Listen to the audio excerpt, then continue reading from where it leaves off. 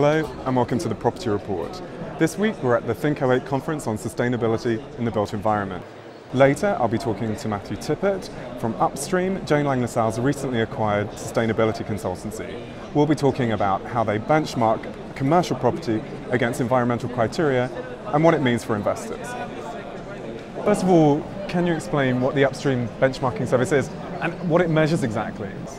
We have three different upstream benchmarking services, one for corporates at the corporate level, another for investment portfolios called the third dimension, and the third one, which I'm most closely involved in, is called upstream benchmarking for properties. So we benchmark the sustainability of individual buildings and aggregate that up to portfolios. It's for owners and occupiers, and we benchmark shopping centres and retail on one hand and offices on the other. With the upstream benchmarking for properties for offices and shopping centres, we look at environmental impacts, energy and climate change impacts, waste, recycling, water and transport, different modes of transport, but also increasingly socio-economic impact areas as well, such as community engagement and community giving. So which property companies are taking part and why are they taking part? It's the major institutional investors, the likes of Hermes, Prupim. There's also the big property companies, British Land, Hammerson, and they're doing it because they really want to know what the actually achieved performance of their portfolios are in practice. There isn't enough information about real performance data, but they use that to inform their operation and management work, but also what refurbishment opportunities there are the next time they come to refurbish a building, and even they're beginning to use that data to think about what are we going to buy and what are we going to sell. And what are some of the key changes we've seen in environmental regulation for the property industry in the last 12 months? Well, the big thing regulation-wise on everybody's lips is the Energy Performance Certificate.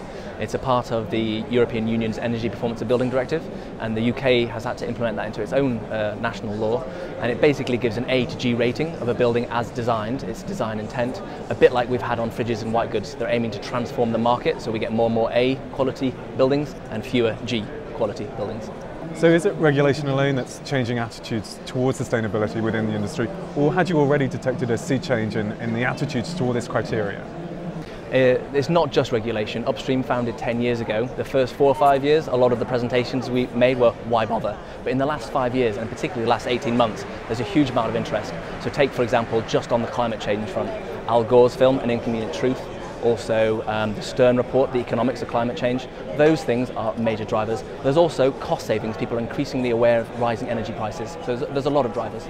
And investors have been slow to care about these issues, but increasingly it's in their interest to assess would-be investments against this criteria, isn't it? It is. There's risks that are hitting them now. So if you're buying a building in an area that is in a floodplain, if you're investing for the long term, surely flood risk is not only going to increase the likes of insurance premiums and whatnot, but who will want to own a building that has a liability? But there's opportunity as well. Many landlords, owners, investors, they're looking to attract the highest quality caliber of tenant, and they have themselves corporate social responsibility policies where they want to occupy high quality buildings. So returning back to the EPCs, the Energy Performance Certificates, A-rated buildings may well attract or maintain their value, whereas G-rated ones might well have a discounted value, perhaps a two-tier market. So investors should be considering this part of their due diligence when they consider investing in a property.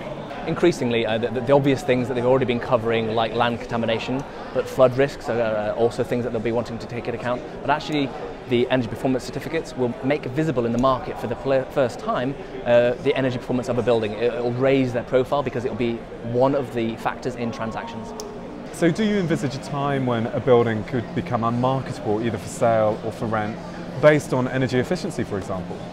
Perhaps not completely unsaleable, but I think there will be discounting and it'll be harder to sell as quickly. There might also be issues when you're coming up to rent reviews, the leasability. So I think there won't be that they drop off the market entirely, but just that they will be discounted and their value might come into question. And occupiers and buyers will be targeting the ones with the best standards? Yes, particularly where the connection can be made to that being a quality work environment. So not just energy for energy's sake, but the building is really well run from a productivity point of view. Is there a danger of spending too much money on improving a building in terms of sustainability and not having that reflected in the new value of an asset? What are the sensible things that developers can do? There is a danger you could spend too much, but let's get away from the idea that necessarily it costs.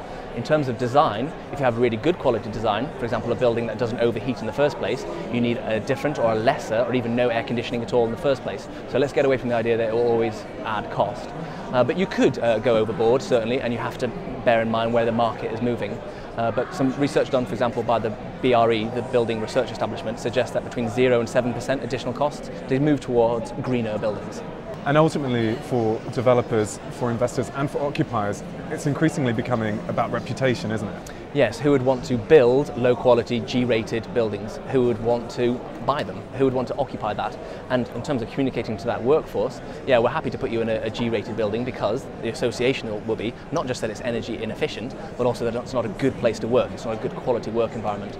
And with the younger generation attracting good quality recruits and retaining them, taking account of environmental and social aspects of sustainability are absolutely critical. Thanks very much, Matthew. And thank you for watching, whether it's on the Cantos website, at the iTunes Store, or on Real Estate Television. Until next time, take care. Bye-bye.